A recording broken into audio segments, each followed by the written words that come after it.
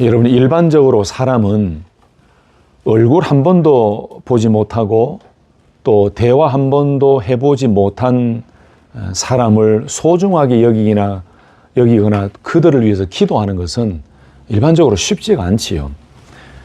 특히 믿음의 성도들의 삶에도 그런 것 같습니다. 얼굴 한 번 본 적이 없는 사람을 위해서 매일 간절히 기도하고 그들을 기억하고 생각하고 또 그들의 삶과 신앙생활을 걱정하면서 견고한 믿음 생활을 하기를 바라는 그 마음으로 정말로 간절하게 하나님 앞에 엎드리기는 사실 쉽지가 않습니다. 현대의 많은 교회들과 많은 그리스도인들이 어떻게 보면 이기주의적인 삶을 살아가고 있다고 할 정도로 많이 변한 이 생활 속에서 내가 보지도 못하고 대화 한 번도 못하고 그 사람의 상황을 전혀 알지 못하는 가운데 그분을 위해 기도한다는 것은 사실 쉬운 일은 아니죠. 일반적으로 모르는 사람, 얼굴 한 번 본 적 없는 사람 이야기를 들으면 여러분 어떤 행동이 먼저 나옵니까? 다 그런 건 아닌데 의심부터 하는 그런 모습이 사실 우리에게 조금씩 있지요. 누가 저에게 찾아와서 목사님, 이런 선교사님이 있습니다. 선교사님 좀 후원해 주십시오. 선교사님 좀 도와주십시오. 또 어떤 분은 찾아와서 목사님, 개척한 분이 계시는데 정말 생활비가 없어가지고 너무 힘듭니다. 목사님 한 달에 100불이라도 200불이라도 좀 도와주시면 너무너무 좋겠습니다. 목사님 정말 이분 지금 먹을 것이 없습니다. 이렇게 간절히 찾아왔는데 참 저도 회개해야 될 일인데 예전보다도 요즘은 목사인 저에게도 이렇게 의심이 가요. 이분이 진짜 선교사역 잘하고 있는가? 그런 거 없이 그냥 아이고 목사님 기도하고 제가 어떻게든 준비해 보겠습니다. 이렇게 먼저 말이 나와야 되는데 이 선교사가 어떤 사람인가? 그래서 막 검색부터 해봐요. 그분이 가시고 나면 뭐 인터넷에 검색을 해봐요. 어디서 사역하고 있나? 사역은 제대로 하고 있나? 이렇게 봐요. 그리고 어떤 분에 대해서 또 아까 말씀드린 부탁을 받으면 막 검색을 해요. 그러면서도 제 마음속에 참 나도 병들었구나. 먼저 긍정적으로 예스 하고 하나님 앞에 기도하는 것보다도 이 사람이 어떤 사람인가. 사실 이런 과정이 필요하지만 제가 좀 드리는 이유는 예전에 우리가 순수하게 기도하고 섬기고 간절하게 하나님 앞에 섰던 그런 은혜의 마음과 믿음의 모습과는 조금 다른 시대가 되었다. 이걸 좀 말씀을 드리고 싶은 거지요. 그런데 오늘 본문 말씀에 보면은 사도 바울은 참 남다른 영적인 면이 있었어요. 참 영적이고 신앙적인 모범적인 아름다운 모습이 있었습니다. 여러분 골로새서 말씀을 강해를 시작할 때 제가 골로새 교회의 배경과 그 라오디게아 지역의 그 환경에 대해서 제가 설명을 드렸죠. 골로새 교회는 바울이 직접 개척 설립한 교회는 아니다라고 말씀드렸죠. 바울이 3차 전도 여행 중에 에베소에서 사역을 하고 있을 때에 이 골로새 지역에 살고 있던 이 에바브라라는 한 사람이 이 바울의 복음을 들었어요. 그 바울의 전도, 그 바울의 복음, 우리가 1장에서 계속 배워오고 오늘 말씀에도 나옵니다만 그 놀라운 복음의 비밀이었던 예수 그리스도를 듣고 회심했지요. 이 에바브라가 예수님을 영접했다는 거죠. 그리고 자기가 생활하던 주 거주지인 이 골로새 지역으로 돌아와서 자기가 믿고 고백한 그 예수님을 전하기 시작했어요.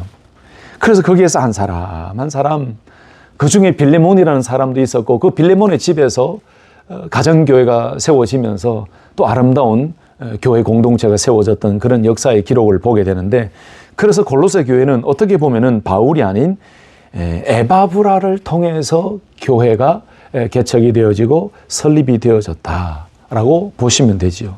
여러분 그런데 보십시오. 그 당시에 이 골로새 지역, 이 골로새 교회의 주변에는 많은 이방 전통과 이방의 문화가 있었고 세상의 원리를 따르는 수많은 세속적인 철학이 난무하고 있던 그 시대였어요.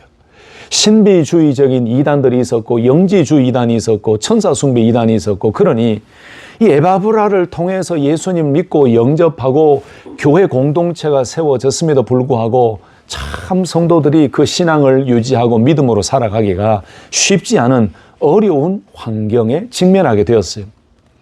그래서 에바브라가 감옥에 있던 이 바울을 방문해서 골로새 교회의 여러 형편과 소식, 여러분 1장에서 우리가 보았습니다마는 그런 어려운 환경 속에서도 믿음으로 살고 사랑의 수고와 헌신 가운데 살고 늘 주님 앞에서 믿음으로 살아갔던 그들의 소식을 듣고 내가 기도할 때마다 감사함으로 기도한다라고 고백했던 바울의 고백 기억나시죠? 이 소식을 듣고 난 이후에 바울이 이런 이단과 거짓 교사들의 가르침이 있는데 안 되겠다. 내가 편지를 써서 내가 성도들에게 이 예수 그리스도, 복음의 비밀이신 예수 그리스도를 전해서 다시 한번 견고한 믿음 생활을 할 수 있도록 내가 격려하고 가르쳐야 되겠다. 그래서 이 편지를 써서 보낸 것 아닙니까? 우리가 그래서 이 골로새서 말씀을 1장부터 쭉 배워오다가 오늘 2장으로 넘어가게 되었는데 여러분 보세요. 저는 이 말씀을 준비하는데 이렇게 한 사람이 중요하다는 그 깨달음이 있어요. 그 생각이 또 들어요. 이렇게 한 사람이 예수 믿고 회심하여 제자가 되는 일이 얼마나 소중하고 중요한 일인지를 다시 한번 기억하게 됩니다. 여러분 보십시오. 예수님께서 12제자를 부르셨습니다. 수백, 수천 명의 제자를 먼저 부르신 게 아니에요. 한 사람 한 사람 마태를 부르시고 안드레를 부르시고 요한을 부르시고 한 사람 한 사람을 제자로 부르셔서 12명의 제자를 부르셨습니다. 그리고 예수님께서 이 12제자를 데리고 다니시면서 때로는 이적과 기사를 보여주셨고 때로는 표적을 보여주시면서 그 표적 안에 사인이 들어있지요. 그 표적 안에 담겨진 복음, 진리, 하나님의 뜻을 드러내 보이면서 제자들을 훈련시키셨어요. 그리고 그 제자들에게 너희들이 보고 목격하고 있는 내가 바로 하나님의 아들이다 라는 것을 가르쳐 주셨어요. 실제적인 교육을 하시면서 제자들을 데리고 다니셨죠. 때로는 기도 훈련을 시켰고 때로는 간절함의 훈련을 시켰고 때로는 순종의 훈련을 시켰고 때로는 담대함의 훈련을 시켰고 때로는 절제하는 훈련을 시키셨어요. 예수님의 제자들은 처음부터 온전한 믿음의 사람은 아니었습니다.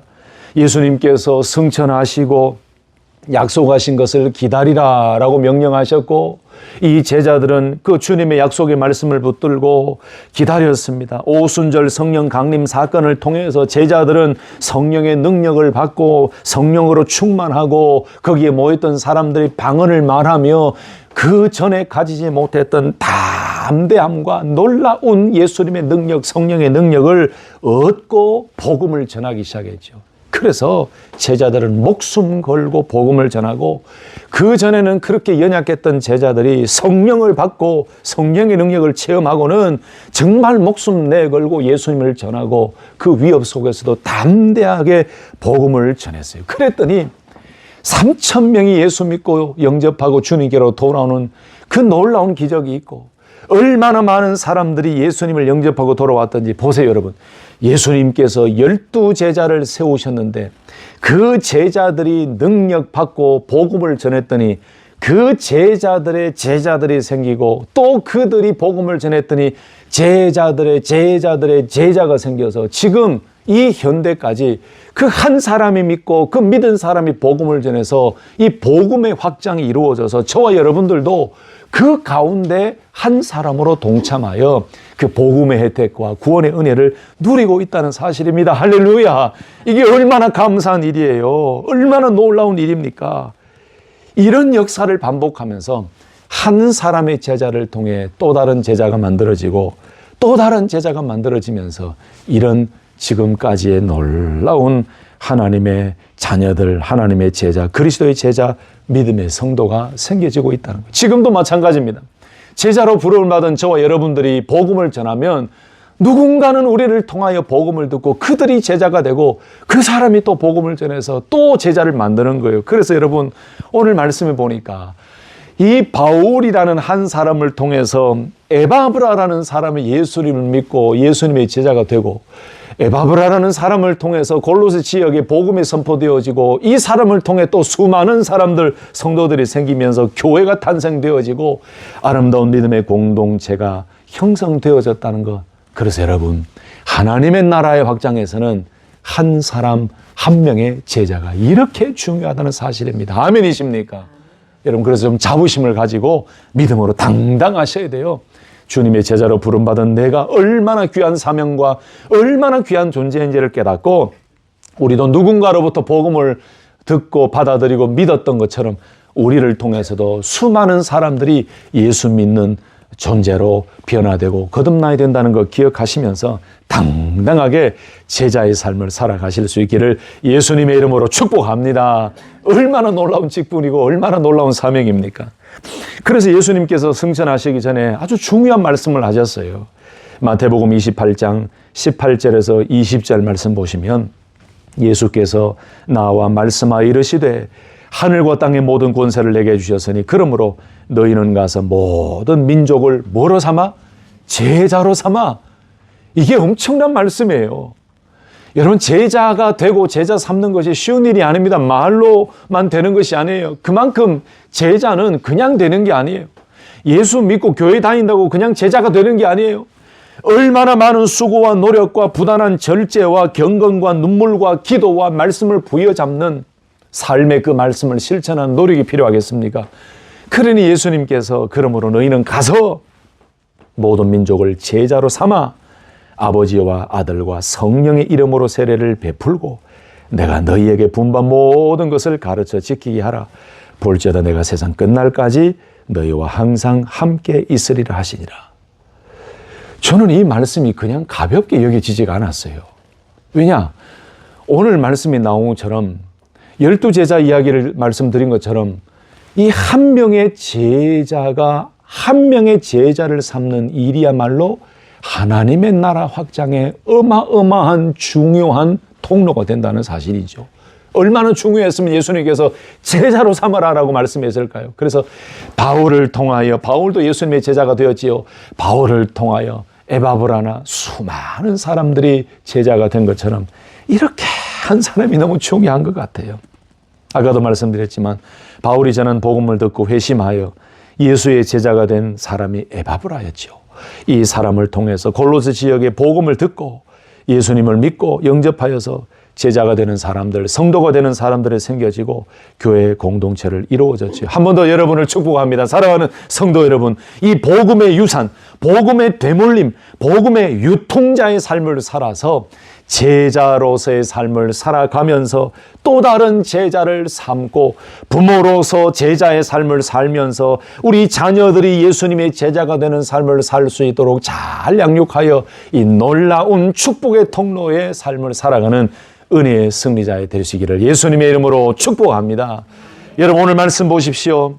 바울은 얼굴도 한번 본 적이 없는 골로새 교회 성도들을 위해서 정말 온 힘을 다하여 힘쓰고 있다라고 고백했어요. 1절 말씀 다시 한번 보실까요? 내가 너희와 라오디게아에 있는 자들과 무릇 내 육신의 얼굴을 보지 못한 자들을 위하여 얼마나 힘쓰는지를 너희가 알기를 원하노니 그랬어요. 여기 라오디게아라는 지역이 나오는데 이 당시에 사실은 라오디게아라는 북쪽에 있는 이 지역보다 골로새 지역이 더 크고 중심지였어요. 그런데 큰 대로가 생겨지면서 그 라오디게아에 많은 투자를 하고 해서 라오디게아가 더 급성장하다 보니 골로새 지역이 약화되어져 버렸습니다. 그래서 성지순례를 가시면 골로새 교회에는 터만 이렇게 보여요. 그 지역만 보이고 얼마나 약해졌는지를 알 수가 있어요. 바울이 오늘 골로새 교회 성도들 너희와 라오디게아에 있는 자들과라고 한 표현은 골로새 교회에 있는 성도들뿐만 아니고 그 주변에 있는 많은 성도들, 많은 믿음의 성도들에게 이 의미죠. 그러면서 내 육신의 얼굴을 보지 못한 자들을 위하여 내가 얼마나 힘쓰는지를 좀 알았으면 좋겠습니다 라고 이야기해요. 여기에 내 육신의 얼굴을 보지 못한 자들을 위하여 라는 말은 어떤 의미가 있을까요? 여러분, 그때 고대 헬라 시대에는 이 의미가 직접 얼굴을 대면하여 보지는 못했지만 이 의미예요. 근데 영어 성경을 보면은 얼굴을 마주 대고 얼굴을 마주 보지는 못했지만 이런 의미가 있어요. face to face 하지는 못했지만. 그리고 또 어떤 영어 성경 번역에는 개인적으로는 보지 못했지만 personally라고 되어 있어요. 여러분 의미는 너무 쉽지요. 그러니까 이 표현은 내 육신의 얼굴을 보지 못한 자들 위하여라는 이 표현은 골로새 교회 성도들을 바울이 직접 만나보지는 못했지만 바울이라는 이 존재가 있다는 사실을 드러내 보이는 거예요. 내가 얼굴을 보지 못했지만 당신들을 위해 1장에 나온 것처럼 기도하고 있습니다. 여러분들이 믿음으로 승리하기를 원합니다. 여러분들이 복음에 진정으로 온전히 서 있기를 바랍니다. 라는 것을 상기시키면서 우리 골로새 교회 성도들과 그 지역에 있는 믿음의 성도들에게 격려하고 힘을 주기 위해서 오늘 이런 표현을 사용하는 거예요. 여러분 보세요. 바울이 직접 보지도 못했잖아요. 한번 만나서 대화한 적도 없잖아요. 그런데 바울은 이들을 위해서 간절히 기도하고 이런 열심으로 힘쓰고 애쓰고 수고한다라고 이야기하죠. 그 이유가 어디 있다고요? 아까 말씀드렸던 1장에 보면은 이 에바브라를 통하여 이미 골로새 교회 성도들의 믿음의 소문과 믿음 생활, 사랑으로 헌신하고 수고하는 그 이야기를 들었기 때문에 여러분, 그래서 한 번도 보지 못한 이 성도들을 위해서 바울이 이렇게 애쓰고 수고하고 기도하고 있는 이유는 어디에 있는가? 여러분, 이건 놀라운 영적인 원리예요. 믿음의 눈으로, 믿음으로 바라보고 믿음의 성도들을 믿음의 존재로 깨닫고 받아들일 때 여러분 보지 못해도 기도하게 되고 한 사랑으로 하나님의 그 놀라운 은혜를 간구할 수 있게 됩니다. 할렐루야. 여러분 그래서 우리에게는 영적인 통찰력과 영적인 의미의 눈을 가지고 있어야 되는 거죠. 근데 바울이 참 놀라운 표현을 썼습니다. 한 번도 보지 못하고 얼굴을 페이스 투 페이스 하지 못한 이 성도들을 위해서 내가 얼마나 힘쓰고 있는지를 좀 아셨으면 좋겠습니다. 라고 했어요. 얼마나 힘쓰는지를. 여러분 여기 얼마나라고 하는 이 단어는 헬리콘이라는 단어예요. 이것을 번역하면 이런 거죠. 얼마만큼 크게 이 말이에요. 얼마나 크게, 얼마나 열심히, 내가 얼마나 열정적으로 이 의미예요. 그 뒤에 또 붙어 있죠. 얼마나 힘쓰는지를 이라고 얘기해요. 이 힘쓰는지를 이라는 이 헬라어 원어 성경은 아고나라고 되어 있는데 이 아고나라는 의미의 원형은 아곤입니다. 여러분 아곤이라는 단어는 많이 들어보셨죠? 원래 이 아곤이라는 단어는 그 고대 헬라 그 사회에서 경기장을 이야기할 때 아곤이라고 얘기해요. 이 얘기는 많이 들어보셨을 겁니다. 그런데 여러분, 이 육상 경기장을 지칭할 때의 아곤이라고 하는데 이것이 어떤 의미로 계속 발전되어졌냐 하면은 경주하다, 경쟁하다, 투쟁하다, 시합하다, 수고하다 이런 의미로 넓게 사용이 되었어요. 얼마나 힘쓰는지를, 이 힘쓰는지를 아곤, 경기장, 싸움, 투쟁, 경쟁, 힘쓰다. 근데 이것이 동사적인 의미로 표현되어질 때는요, 좀 더 강한 의미가 있어요. 얼마나 내가 고통을 감내하면서도 수고하고 고통스럽게 애쓰고 투쟁하며 그 경기장에서 이기기 위해서 내가 이 목마름의 고통과 이 아픔의 고통을 이겨내면서도 내가 애쓰고 투쟁한다. 이 의미가 힘쓰는지를 아곤이라는 말의 동사가 되는 거예요. 아고니조마이에요. 바울의 마음이 좀 느껴지십니까? 제가 계속해서 몇 주 동안 말씀드린 바울이 한마디 한마디 편지를 쓸 때 단어가 그냥 쉽게 쓴 단어가 아니더라고요. 제가 현대적인 의미로 이야기하면 그거지요. 제가 여러분들에게 편지를 써요. 한 번도 본 적이 없다라고 한번 가정해 보십시다. 제가 여러분들에게 편지를 쓰면서 누구누구 성도님 제가 이야기를 들었습니다.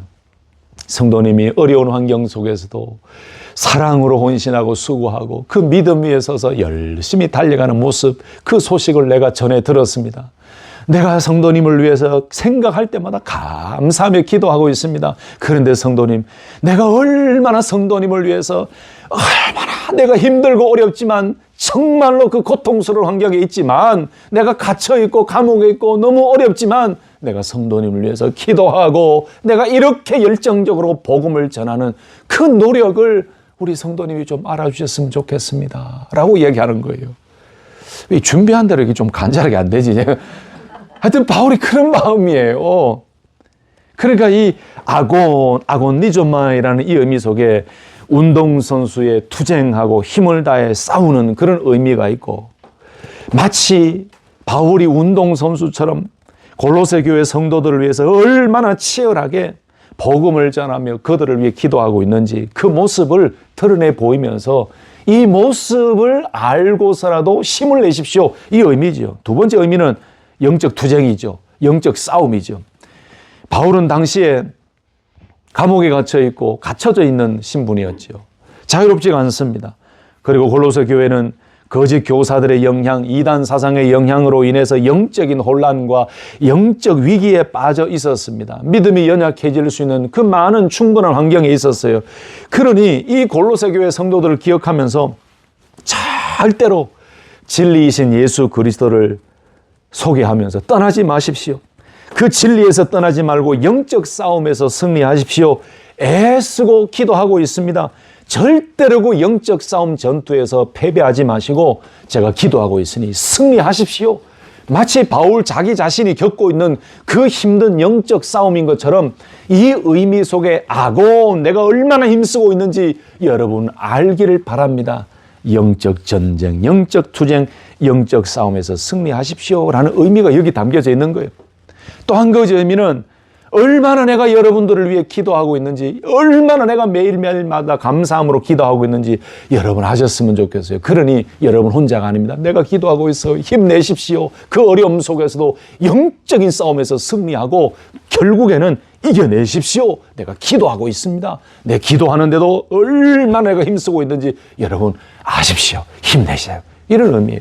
운동선수의 투쟁의 마음도 있고 영적 투쟁과 싸움의 의미도 있고 내가 그들을 위해 기도하고 있다는 이 의미를 가지고 우리 성도들에게 내가 얼마나 힘쓰고 있는지 여러분 아셨으면 좋겠습니다 라고 고백하는 거예요.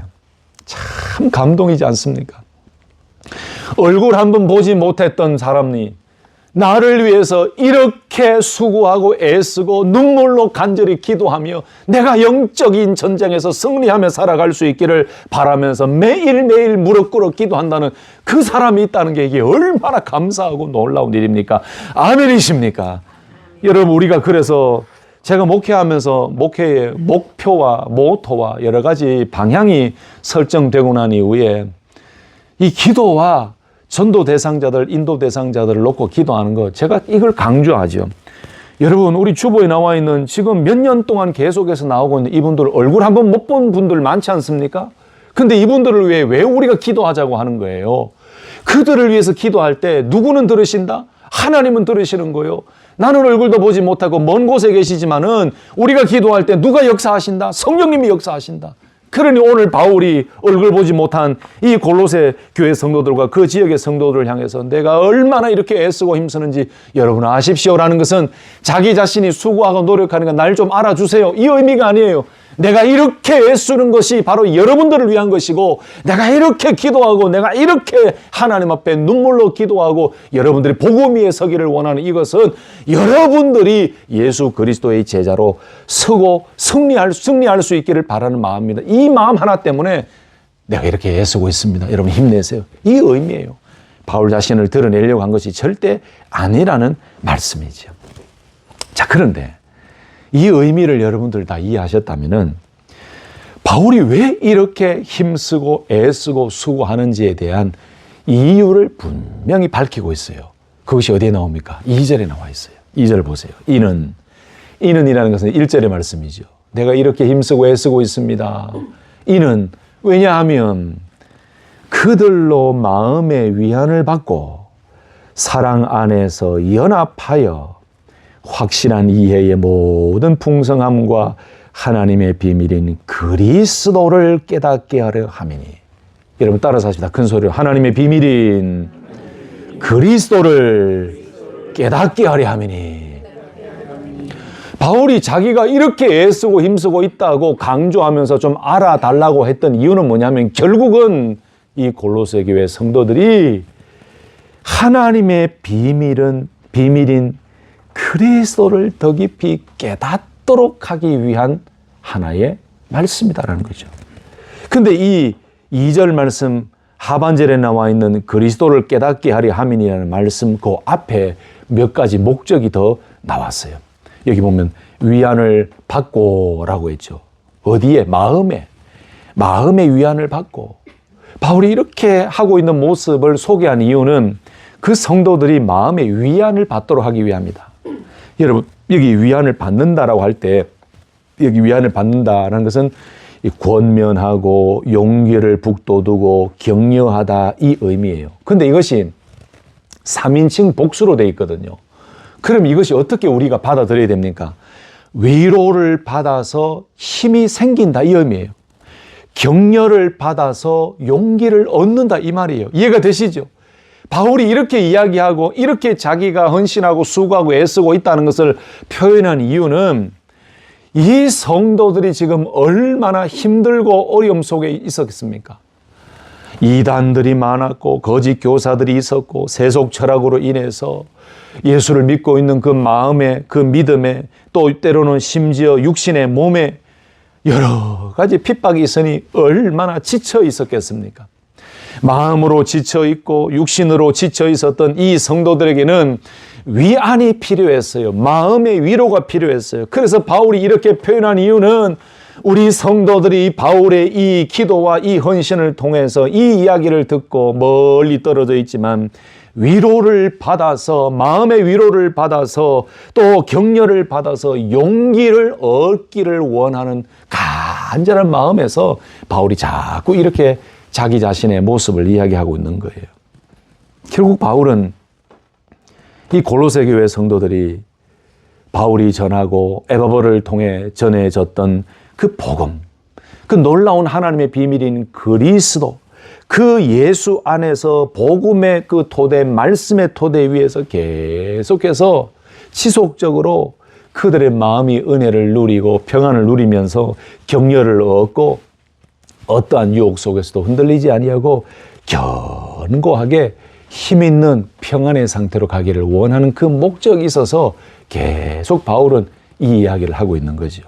두 번째 보니까 2절 말씀에 또 한 가지 목적을 이야기합니다. 사랑 안에서 연합하기 위하여 바울이 이렇게 메시지를 전한다라고 이야기했어요.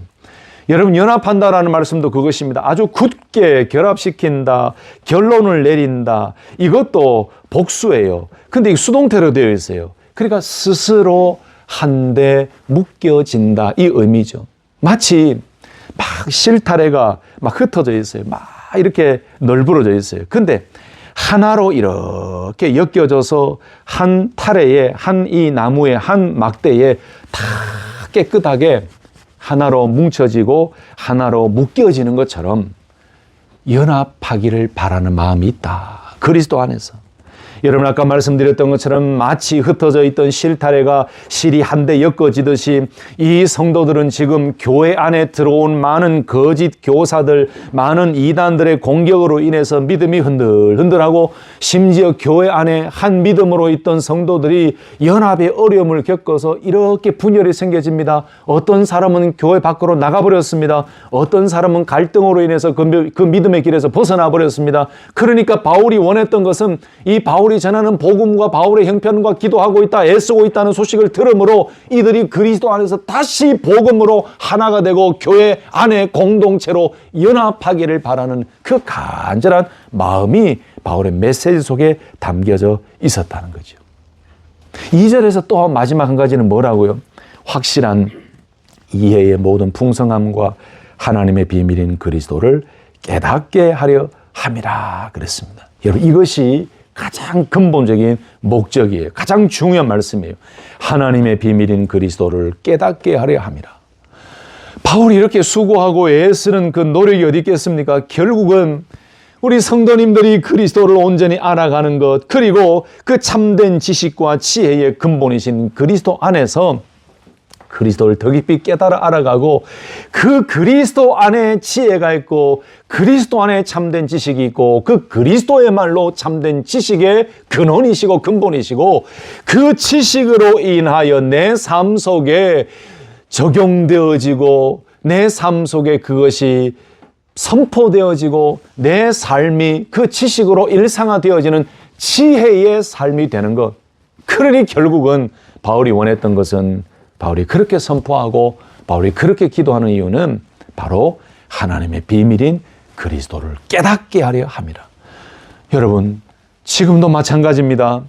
모든 설교자들이 이 마음을 가지고 설교해야 되고, 모든 지도자들이, 교회의 지도자들이 이 마음을 가지고 해야 된다고 저는 생각합니다. 교회 안의 모든 양육과 모든 훈련과 모든 가르침은 성도들이 진리 되신 예수 그리스도를 더 깊이 깨닫게 하기 위한 것이어야 됩니다. 아멘이십니까?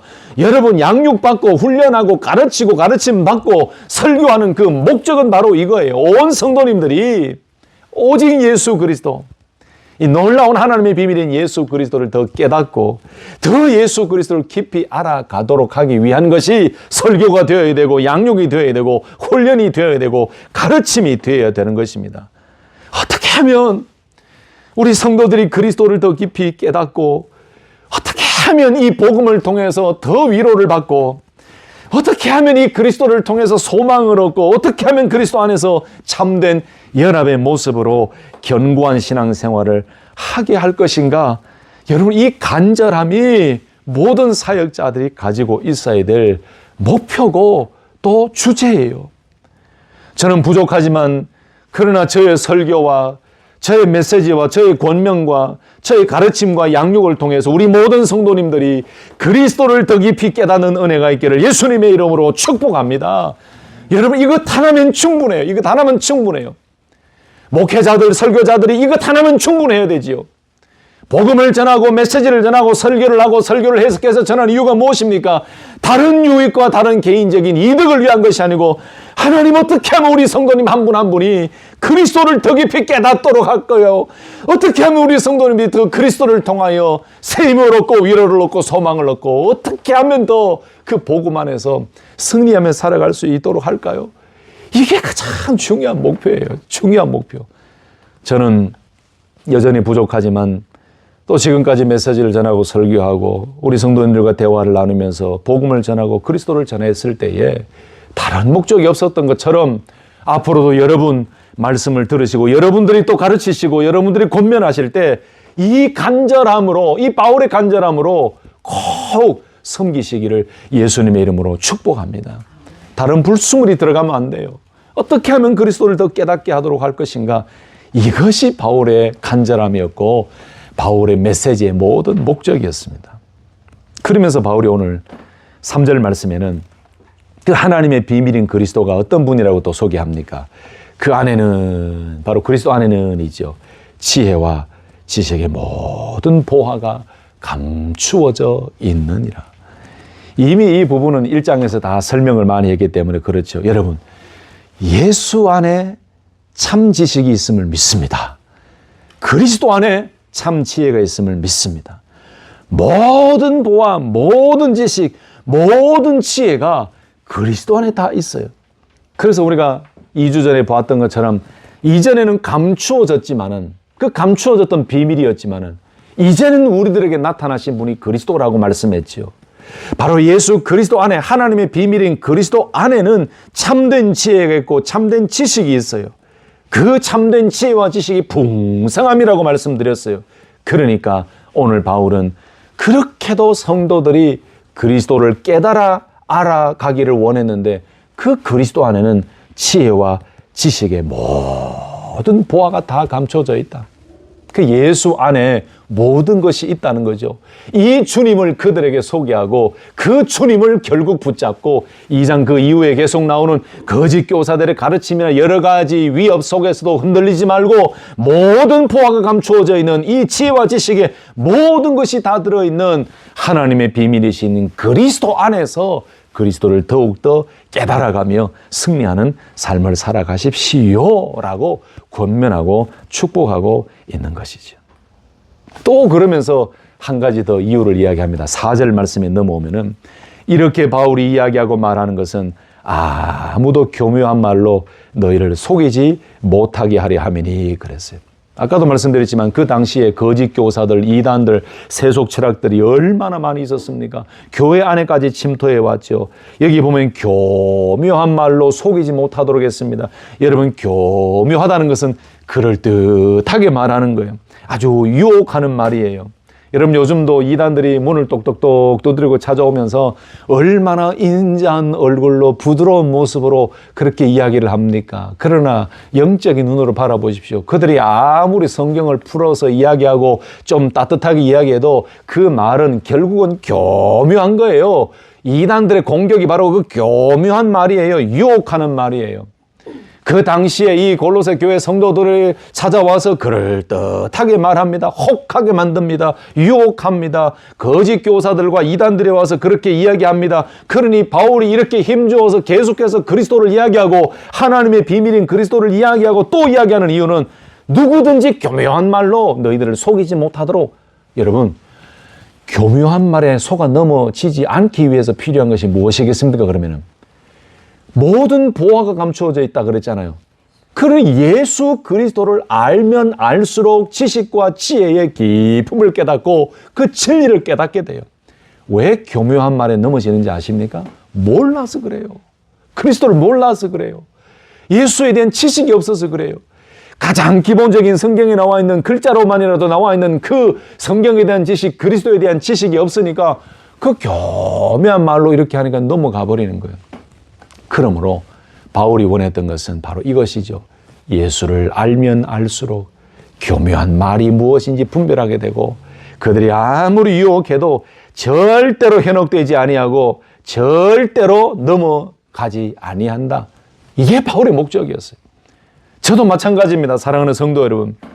어떤 누구도 여러분들을 교묘한 말로 유혹하고 교묘한 말, 그럴듯한 말로 유혹해도 절대로 그 유혹에 넘어가지 않기를 예수님의 이름으로 축복합니다. 그렇게 되기 위해서 필요한 것이 무엇입니까? 하나님의 비밀인 그리스도 안에 있어야 되고 그 지혜와 지식의 모든 보화가 다 감추어져 있는 그리스도를 깨닫고 알면 알수록 여러분의 눈이 뜨여지고 여러분들이 무엇이 거짓이고 무엇이 진리인지를 볼 수 있는 영적 분별력이 생길 줄로 믿습니다. 이것이 바울의 가장 중요한 목적이었습니다. 말씀을 정리해 볼까요?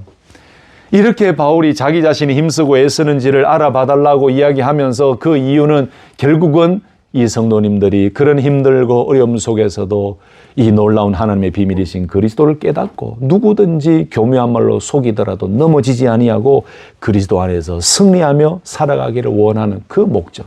그러면서 5절에는 자기 자신의 마음을 한 번 더 이렇게 비췄지요. 이는 내가 육신으로는 떠나 있으나 심령으로는 너희와 함께 있어. 이야, 이게 기가 막힌 표현 아닙니까? 육신으로는 떠나 있잖아요. 지금 보지를 못하고 한 번도 본 적이 없잖아요. 그런데 뭐? 심령으로는 너희와 함께 있다. 이게 마음으로, 영으로 함께 있다는 거예요. 제가 자주 표현을 쓰잖아요. 제가 군생활 할 때에 친하게 지냈던 친구 한 사람이 있습니다. 지금은 뭐 이렇게 핸드폰도 사용하게 한다 그러더라고요. 한국 군대를 보니까 아주 좋은 세상이 되었죠. 그때는 편지가 전부였습니다. 편지를 보내면 거의 한 달에 한 번씩 주고받고 이렇게 할 수 있는 그 기간이 되잖아요. 근데 그 친구 신학교 같은 친구인데 편지를 써가지고 막 보냈어요. 그랬더니 이 친구가 답장이 왔어요. 답장이 왔는데 와, 멋있게 보이더라고요. 그때는 맨 마지막에 뭐라고 썼냐면은 내가 얼굴과 얼굴을 대면하여 보기를 원하오니 이렇게 쓰는 것이 충분하지 않다. 친구야, 빨리 보기를 원해. 이게 성경에 나오는 구절을 인용해 쓴 거거든요. 이야, 이게 되게 멋있어 보이더라고요. 제가 그걸 또 알고 또 그다음부터는 그걸 또 따라 했지요. 누구에게 얘기하고 그럴 때, 참 이 전화로 통화하는 게 너무 아쉽네. 내가 너와 나의 얼굴과 얼굴 대면하여 보기를 원하니 내 간절함을 좀 알아주라. 이렇게 막 표현을 썼단 말이에요. 바울이 참 이런 마음이 있었어요. 얼굴은 보지 못하지만 내가 심령으로는 너희와 함께 있다. 그래 나는 이런 기쁨이 있었으면 좋겠다. 너희가 질서 있게 행하고 그리스도를 믿는 너희 믿음이 굳건하게 되는 것을 보면 내가 얼마나 기쁘겠느냐. 나는 이 기쁨이 있었으면 좋겠다라고 이야기를 하면서 이 성도들을 위로하고 격려하고 소망을 주고 있습니다. 말씀을 정리하겠습니다. 성도 여러분, 오늘 이 말씀이 우리 신앙생활의 모토도 되고 내가 어떻게 신앙생활을 해야 되는지에 대한 구체적인 세부 사항도 되기도 되고, 그리고 내가 바울처럼 어떤 마음을 가지고 복음을 전하며 어떤 마음으로 성도들을 위해 기도하고 권면하고 나눠야 되는지를 깨닫는 그런 놀라운 말씀이 되면서, 이 말씀의 핵심인 그리스도를 깨닫게 하기 위함이라고 한 것처럼 저와 여러분들이 말씀을 통해 늘 예수님을 더 깊이 깨달아가는 그 놀라운 은혜의 삶을 살아갈 수 있기를 예수님의 이름으로 축복합니다. 아멘.